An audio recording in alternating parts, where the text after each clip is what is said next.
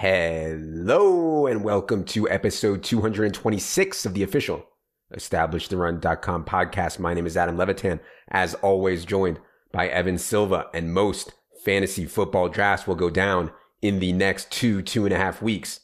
So it is time for us to finalize our draft plans. For this, we are joined by the man with no soul, no tan, the one you know and love. It is Michael Leone, our director of analytics. Michael, how's it going, buddy? It's going pretty well. I've been trying to work on the tan, but the spreadsheets keep calling my name. So it's been tough. It is what it is. Evan, good afternoon. How's it going? Yeah, it's good. It's good to see you, Leone, man. You're looking kind of skinny. You been sick or something? I did lose a little weight. Thank you for noticing, Evan. Oh, yeah. Okay. All right. On today's show, this is the first of a 4-part series. Today, we are going to break down all things quarterback for the 2021 fantasy football season, tiers, optimal strategy, guys we like, guys we don't, etc. Before we get into that, if you have a season-long fantasy draft coming up and you plan to play the greatest form of fantasy, aka DFS this season, I highly recommend you get our bundle package. We'll cover everything you need from now until the Super Bowl at the lowest possible price. Check it out on the subscribe page. Also, we've had a lot of questions about this Underdog promo we're running. I want to be clear. If you are new to Underdog, you get $35 for free with a $10 deposit. If you're already on Underdog, they just give you $10 in your account because you signed up at ETR for the draft kit. That's all. It should be simple. If you want to play best ball, take the money, find the instructions on the best ball tab.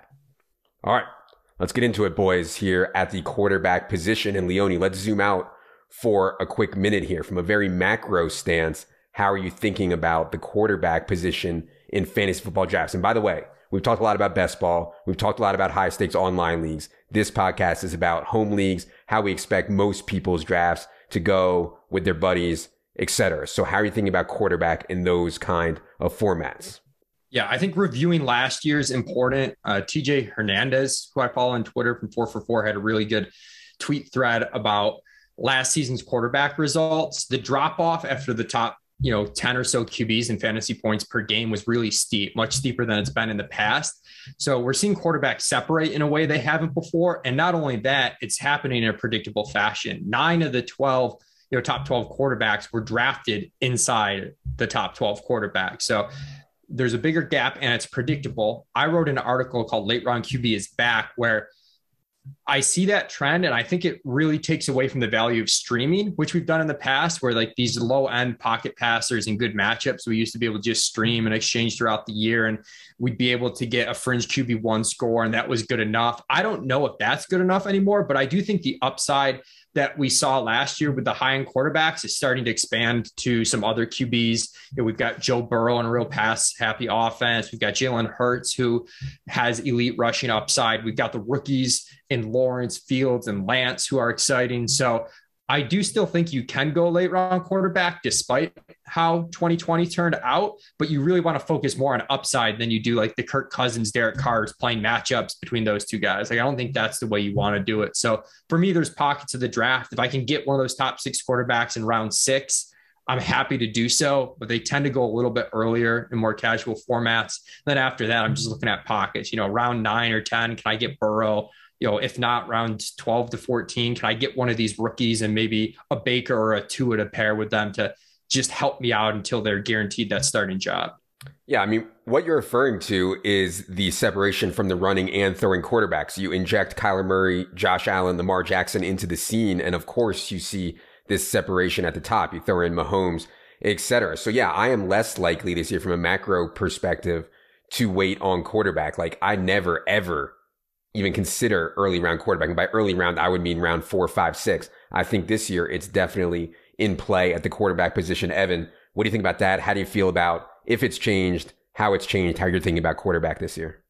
Yeah, and although DFS and season long are different games, I think that we can learn things from one format and as it pertains to the other format. And it really showed up playing daily fantasy last year, and not going for the cheap $5,000 quarterback every week on DraftKings. It was you gravitated a lot more toward the Josh Allens, toward the Mahomes, toward Lamar Jackson when he was playing well in the second half of the year. And I think that is trickling down into season long. And that is also, and it's driven by the quarterbacks that can move. Lamar Jackson, Josh Allen, Patrick Mahomes, even last year, he finished top 10 among quarterbacks in rushing yards, Dak Prescott. And now we've got an influx of quarterbacks that can run, because the league has embraced, for a very long time, the league really believed that you needed to win from the pocket consistently to have success in the NFL. But the league itself has embraced the movement quarterbacks. And even Trevor Lawrence ran for almost 25 rushing yards per start at Clemson. Justin Fields was up near 40. Trey Lance is going to be a dynamic runner. Even Zach Wilson was over 20 rushing yards per start in his career. So we're continuing to see an influx of these quarterbacks that can move. And that has obviously been the wave of the future for the last half decade. Okay, Evan, let's talk about your tier one. And by the way, you can see all of Evan's tiers for drafting on the site in the draft kit now. Your tier one is thick. There are 5 quarterbacks in your tier one, starting with Josh Allen, going down to Dak Prescott. Is this the range you ideally want to be in, Evan? And where do you start considering this top tier in the draft?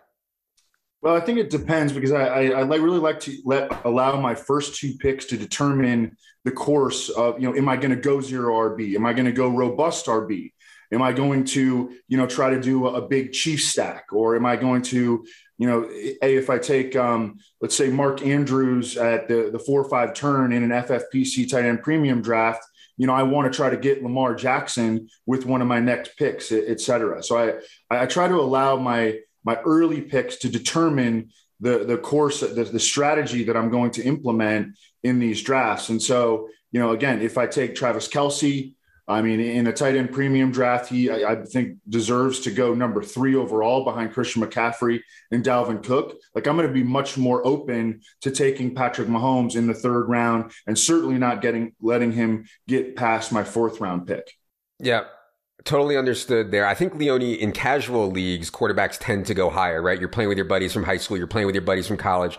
We're going to see Mahomes, Lamar Jackson, Josh Allen, Kyler probably go off the board before round 5. I typically think that anything before round 5 at the quarterback position is pretty bad based on historical data, based on replacement value. So if we don't get one of them in round 5 or round 6, are you reaching at all? And if not, what's your plan if you miss on this top tier? Again, Evan's top tier, 5 quarterbacks, starting with Josh Allen, going down to Dak Prescott.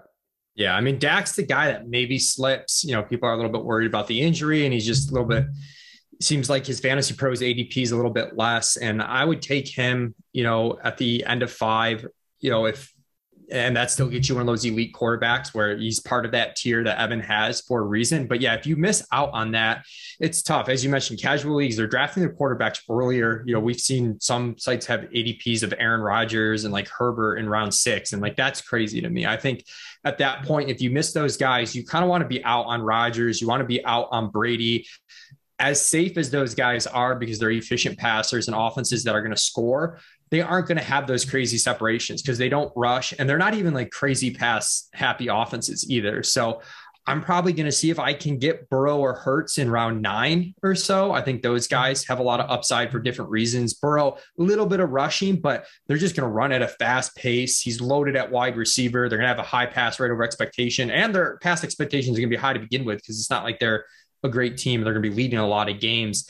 And then I'm totally fine taking 2 quarterbacks. Usually I only take 1 quarterback. If I get one of these elites or top 10 round guys, I'm only taking 1. I'm just playing that guy. But you could take a couple dice rolls on some upside, or just wait to see who gets there around 12 or so, because I think the rookies are really undervalued in casual leagues right now. Trey Lance and Justin Fields specifically. I think they're rushing upside. I think they're going to see the field earlier than people think. Hopefully you're drafting actually sooner than later, because we might get news at some point this offseason that one of them starting week 1. So I really like those guys in the double-digit rounds.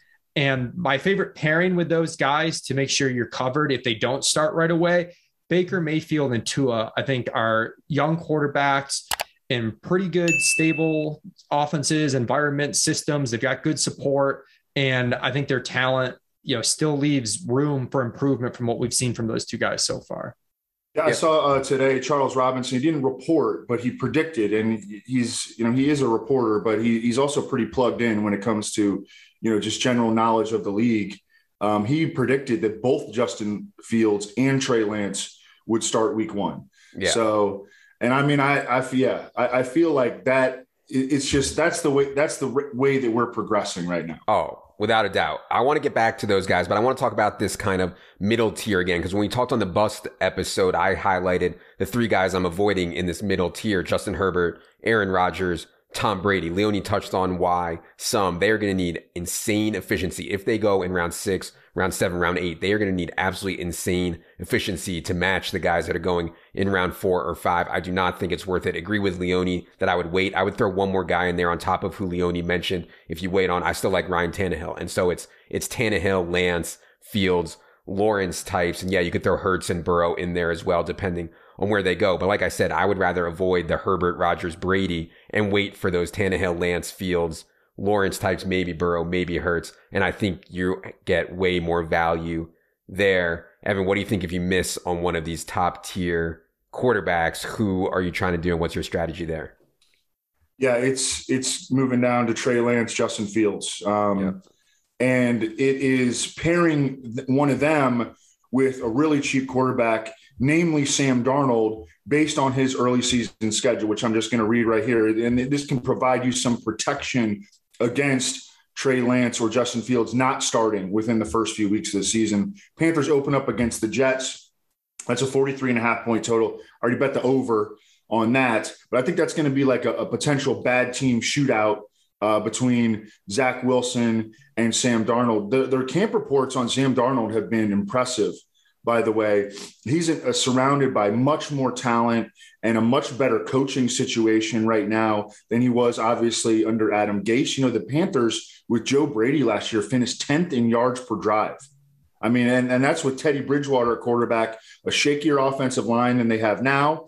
And also Christian McCaffrey was hurt. Christian McCaffrey was hurt. Terrace Marshall was not there yet. And Terrace Marshall looks like an insta-baller right now. Week 2 at home against the Saints. Week 3 at Houston. Week 4 at Dallas. Week 5 versus Philadelphia. So we're coming out the gates with Sam Darnold having the easiest schedule in the first 5 weeks of any quarterback. And you can get him literally with the last pick in your draft. Yeah, and I think Cousins and Lawrence also have really soft opening schedules as well as we keep going down that way. All right. What about some guys you don't like? Leone, we talked about Rodgers. We talked about Brady. Are there any other quarterbacks that you think are going in, I don't know, the top 15 or so that are bad picks? I know it's harder to find bad picks at quarterback. I think the ADP, the market is reasonably sharp there, but any other quarterbacks you're avoiding in the top 15? Yeah, 2 guys. I don't know if I'd call them straight avoids, but they seem really expensive to me right now. Justin Herbert, who you mentioned in that trio. Initially, to start the offseason, I kind of had him above Russell Wilson or close. And then as I looked at it closer, I don't think he has as much rushing upside as is sort of perceived. He also, changes offenses from one that was running a ton of plays. I know Anthony Lynn gets a lot of flack, and rightfully so, but the offense was pretty efficient and pretty up-tempo last year. They're not going to run as many plays. And the stuff he did really well last year was stuff that's not as stable year to year. His deep passing was absurd. His passing under pressure was absurd, but that stuff's really noisy year over year. Someone like Joe Burrow is the opposite, where Burrow was good on intermediate throws. He was good from clean pockets. And that's the stuff that translates a little bit more year over year. So I'm worried about Herbert's ceiling, where he's going. I also hate to say it because I think he's going to have a really good real football year, but Matthew Stafford, people are taking him as a top 10-ish QB right now. And this is an offense that historically has run the ball a ton in the red zone. And I think they're going to be a pretty good team overall. And I just don't know if the volume's there. You're talking no rushing upside whatsoever with Matthew Stafford. And I'd rather take Tannehill for cheaper, quite frankly, if you're going for a vet there, not even talking about the rookies. Tannehill is going to get some goal line rushing touchdowns, and he's been super efficient. So I think that Stafford, he's just a little too pricey right now, unless Jared Goff was really just that bad and Stafford lights the world on fire, which I guess is possible, but he kind of needs that to happen for where he's being taken. I'd also add that the Rams have been one of the more run-heavy teams at the goal line in the NFL. Evan, any quarterbacks you are avoiding that we haven't talked about or that we have talked about? Well, there are just some quarterbacks that I've backed off, as we've moved forward through training camp. Marquise Brown and Rashad Bateman. Rashad Bateman, it sounds like he's not going to be back until October in all likelihood. They're hoping for the end of September, but it's more likely that he returns in October from groin surgery. And if you go back to the Matt Harmon podcast, Matt Harmon kind of was forecasting that had Rashad Bateman stayed healthy, that he could maybe be a real game changer for the Baltimore passing offense. That's not going to happen anytime soon. And, who knows if he's going to be able to stay healthy when he comes back, and is he going to be effective, et cetera, et cetera. I mean, I don't want my wide receivers, starting the season with groin injuries. Marquise Brown has missed almost all of training camp with a hamstring injury. This actually has me back really focusing on Mark Andrews, who I think he's undervalued, and we'll talk about him more on the tight end podcast. But yeah, I will take Lamar Jackson if I get Mark Andrews in a certain area, but I backed off Lamar Jackson. Originally had him as the overall quarterback 1. He's down to quarterback 3, and I'm probably going to move him down a little bit below that. Have backed off a little bit on Jalen Hurts as well amid the Deshaun Watson rumors. He started off training camp really slowly. I mean, the reports were not positive about him whatsoever. Devontae Smith had the injury early. Jalen Reagor was stinking it up. All those kinds of things have started to shift, though, recently. Jalen Hurts is playing a little bit better in these joint practices that they're doing. Reagor has made some plays the past couple of days, and Devontae Smith is back running like full speed routes. So those things, and it's important to remember that we still have 24 days or so until week 1. Yeah. So things can change quickly, or things can change before the season. And it does seem like the Eagles situation is starting to look a little bit more positive. I agree with Leone about Matthew Stafford. I think that kind of sums up the guys that I've kind of backed off a little bit, though. Okay. I'm going to throw up some sleepers. Evan threw up one disgusting sleeper in Sam Darnold, who I actually like. I've been talking about Sam Darnold. I think is going to play well for a while. I'll throw out a couple more that I think have a chance. Taysom Hill, if he is the starter and every down or close to every down quarterback for the Saints, will be a top 10 quarterback option. Like, there's no doubt. Dude runs so much near the goal line. So if you think Taysom wins the job, which I kind of do at this point, I think Taysom is a fine pick late in your draft. And the other one that people are going to throw up when I say is Daniel Jones. He has mobility. He has Galladay. He has Sterling Shepard. He has Slayton. He has Kadarius Toney. He has Saquon Barkley. He has Evan Ingram. And he can run. And so, if Leone is always the one saying the quarterback is a product of his weapons and this dude can run, how can we talk that badly about Daniel Jones? I mean, is Jason Garrett... if Jason Garrett wasn't on this team, I swear people would be excited about Daniel Jones. And I don't know if he's going to play well. Jason Garrett could be that bad. But yeah, I think people have pretty much given up on Daniel Jones despite the weapons and despite the mobility. I feel like you went to debate class and you learned how to do that thing where you threw my own words at me before I had a chance to respond. With the Leone says the quarterback's a product of his weapons. You just, tried to put me in a position where I had to agree. But with my take with Daniel Jones is the rushing for me isn't an upside thing. It just saves him from being completely useless. I don't know. And you've got Jason Garrett, and I don't know. I think he's fine. I just don't know if he really has that high end upside. I think your best case is fringe QB1. And I do think Taysom, who you mentioned, and some of these other rookie quarterbacks, we get a little bit more ceiling now. We can take some real big swings. Yeah. I guess Daniel Jones is okay if you're taking 2 quarterbacks and you're taking another big swing along with him. You could take Taysom and Daniel Jones, the 2 guys you mentioned. I'd be, into that strategy, but I don't think you want to be playing Daniel Jones all year round. So Daniel Jones opens versus Denver and at Washington in weeks 1 and 2. So if quarterbacks are truly the product of their weapons and their surroundings, when Daniel Jones gets benched for Mike Glennon, will Mike Glennon ascend into this quarterback 1 role that Levitan is predicting for Daniel Jones? Oh, well, hold on. I'm not predicting quarterback 1 role. The giraffe makes his appearance on the podcast, Mike Glennon. No, obviously, I'm trying to stick to home leagues here, and I don't think Daniel Jones is really draftable in home leagues. Any sleepers, Evan, you want to tell the people, anybody you're higher on the market? I feel like we've talked about most of the guys here now, but anybody we didn't mention? Yeah, we've talked about most of the guys, but Trevor Lawrence, again, really, really nice opening schedule. I think they go 4 deep at receiver, even once they get DJ Shark back, because I think that Colin Johnson, this 6'6" skyscraper that they've got, this guy can play. They got rid of Tebow, so their blocking is instantly going to improve. Did you see this guy trying to block in the first preseason game? It was, I mean, just like he's a matador out there. But I like the design that Darrell Bevel can bring. So I think that there's a lot of positives there for Trevor Lawrence. Deeper down, I mean, Ryan Fitzpatrick. Ryan Fitzpatrick's got some really explosive weapons. I mean, if you were to look at 40 times that they've got at tight end, that they've got at with Terry McLaurin and Antonio Gibson and Curtis Samuel, like this is one of the fastest offenses in the league. De'Ami Brown was a deep threat in college.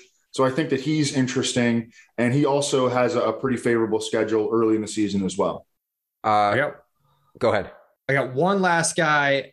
And I think in the casual leagues, he's going a little earlier, but I've taken Matt Ryan really late in some NFFC leagues. And if you're playing in a league that's 6 points per passing touchdown, 1 point per 20 yards passing like that, Ryan sees, a decent boost there where his lack of rushing gets mitigated a little bit. And to me, obviously the base case for Matt Ryan versus like Rodgers and Brady, like the offenses aren't as good. Brady and Rodgers are going to be ahead. But if you're talking about ceiling, I mean, he's got the same ceiling as those guys. So if you can get him really late, we don't want to take the Rodgers Brady ceiling in round 8, round 7, but we'll take it in round 12, round 13. Yeah. And he's just, a pretty safe guy you can stack with Ridley. You can stack with Pitts. You can pair him with a Taysom or one of the rookies and then kind of just let him loose if the rushing quarterback that you hope does take over. Regarding Matt Ryan, they have struggled in the red zone for a really long time in Atlanta. And Arthur his offenses in Tennessee were extremely efficient in the red zone, not just Derrick Henry. I mean, Ryan Tannehill ran for 7 rushing touchdowns last year. They were hyper efficient throwing the football in scoring position and getting it into the end zone. And so I wonder if he can bring some of those elements to Atlanta, and all of a sudden, Kyle Pitts scores like double-digit touchdowns, and Calvin Ridley definitely can get in that range, and Hayden Hurst chips in 5 or 6, and all of a sudden Matt Ryan is able to compensate a little bit for his complete lack of rushing production via a red zone, a spike in red zone production. Yeah, and knowing your scoring system at the quarterback position, Leone mentioned it quickly, but 6-point pass TD makes a big difference. As Leone said, can mitigate some of the rushing upside. Know your scoring system. One of the reasons Leone is so pale and looks so skinny is because we have rankings for every single possible format that you could possibly have. 2 QB, 6 points, et cetera, et cetera. So be sure you're using the right rankings if you have the draft. He doesn't look as pale as he did during the man versus machine debates. I tried to eat some grass, get out there, just grab a handful of grass and inject it. Last question. I think unlike previous years, there's a real question who will finish the year as the quarterback 1. I would say Patrick Mahomes is the favorite, but Evan has Josh Allen ahead of him. Leone, I'm not sure what your opinion is. I'm going to go with Patrick Mahomes as who I will think finish as the quarterback 1 this year, but I don't feel great about it. Like he might not even be a favorite. Like he might be most likely, but he might not even be a favorite to do so. Leone, I'll let you go first. Prediction for the people who finishes as the QB1 this year. I'm going to go Dak. I think this Cowboys offense is going to be just go absolutely nuclear. If we get a full season of what we had to start last year where the defense is bad, the tempo's there, but Dak is so good. His receiving trio is so good. And he's got a little bit of goal line rushing equity, kind of like Ryan Tannehill, where he's not going to run for a ton of yards, but he'll run for some yards and he'll rack up some rushing touchdowns. So I think Dak could have a really, really special season. Yeah, I'll let you go in a second, Evan. I actually disagree with Dak, and I talked about it on Monday's pod. I think that Dak's beginning of last year was outlier. Their defense could not be that bad again, to the point where he's forced into 50, 60 attempts. They get down 20, 30 points in games again. I don't think that's the likeliest scenario for Dak. So I actually think that Allen, Mahomes, Lamar, Kyler, for me, are a tier above Dak. But I thought we were making a little bit of a bold call. Yeah, here. right. I mean, Okay. Levitan's out here, touting the chalk. If you, I mean, Mahomes is like minus most, 200. Levitan's like, oh, I disagree with everybody else. I'm going with Mahomes. Mahomes and Allen are most likely, because Mahomes and Allen are in just two great systems with great talent, and they're coaches that are going to throw the ball and proven they're going to throw the ball and not stop throwing the ball. So they're so safe to score so many points. Okay. I wouldn't take Dak ahead of those guys. I didn't ask for a bold prediction. I just said who will finish as the QB1. Was I going to do say Mahomes again? I mean. All right, Evan, go ahead. I'm not asking for a bold prediction. Adam's got money on the Chiefs and the Bucks to win the Super Bowl this year. I think if you look further down the board, Russell Wilson, who I have at the top of my second tier, I like him. DK Metcalf, and I think he is still in ascent. I don't think we've seen the best of DK Metcalf. This dude went for over 1,300 yards last year. Tyler Lockett back. Dwayne Eskridge, I think, can help upgrade their third receiver position, and then Gerald Everett adds a lot and of athleticism at tight end. And I really like, again, this consistent rhetoric about tempo. I think they're going to run a lot more plays this year under Shane Waldron. And then I think and their offensive line is better after they got Gabe Jackson. And then also, I mean, at some point, like Russell Wilson has got to win an MVP award. This guy cannot finish his career without winning MVP. He's been so close in multiple seasons. I like him as a bet there. And then Trey Lance. I mean, Trey Lance is jumping into a Kyle Shanahan offense that we saw engineer RG3 throwing to guys like Aldrick Robinson and half a season of Pierre Garçon and Leonard Hankerson to be the number one overall fantasy quarterback as a rookie. And Trey Lance is jumping into a way better spot than RG3 did back in the day with Brandon Ayuk and Deebo Samuel and George Kittle and Kyle Shanahan more matured, now like as a true head coach. So I think that Trey Lance, who I moved up into the bottom of my second tier as the overall quarterback 9 last night, I think that he is a sleeper to finish as the number one fantasy quarterback this year. We've hijacked Adam's question officially. Yeah, I know. I mean, you guys are out of control. Okay. That is going to do it for this quarterback breakdown. Hope this helps as you head into your drafts. We will be back with running back, wide receiver, and tight end in similar formats. Stay tuned. If you do not have the draft kit yet, it is just $34.99. Access to Silva's top 150, his tiers, all of Leone's analysis, rankings for every format. I have my perfect draft up. Favorite Flyers is coming later this week. For producer Luke, for Leone, for Silva, I am Adam. Good luck, everybody.